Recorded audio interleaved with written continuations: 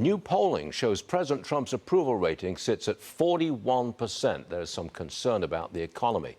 That approval rating, by the way, is down only very, very slightly. GOP pollster Mitchell Brown joins me now.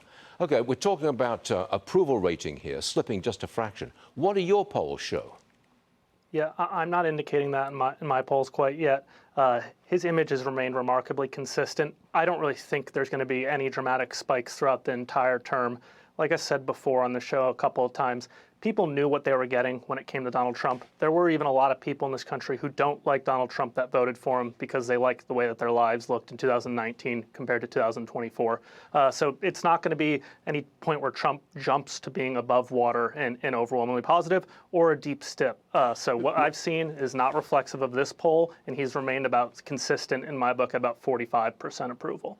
Does that mean that essentially he's holding on to his base? Come what may, he's got his base. Yeah, the base is going nowhere. And again, those people who are still supportive of a lot of his policies and don't like, again, some of the things that he says or the way that he speaks, but still voted for him, that group is still there. It's not like those people have soured on Trump or Republicans as a whole. It is just their sentiment on him as a person. One more for you, Mitchell. New polling shows Democrats are in trouble.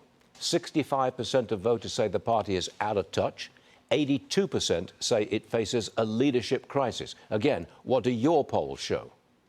Yeah, that is spot on. I'm seeing that across the board. No one can tell me who the leader is. I speak with everyday voters weekly. No one can tell me who the leader or the thought leader of the Democratic Party is. The names that keep popping up are the names that they should be distancing themselves from, the AOCs of the world, the Bernies of the world, and the Mamdanis. So if they can't distance from that, Gavin Newsom's trying to be their knight in shining armor, but that's not coming across well either because people understand what's going on in California in the massive fleeing from the state to other states. So until they find someone who can, one, deliver a concise, actually impactful message to the voters about how they can change their lives, they're not going to see this number rebound anytime soon. But to repeat, when you ask people who do you think is leading the Democrat Party, some of them will come out and say AOC or Bernie Sanders or Mamdani. They say leftist people are running the party. Is that accurate?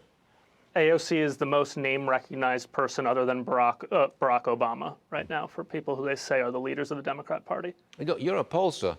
If the left led the Democrat Party into the midterms next year, are they going to win? No.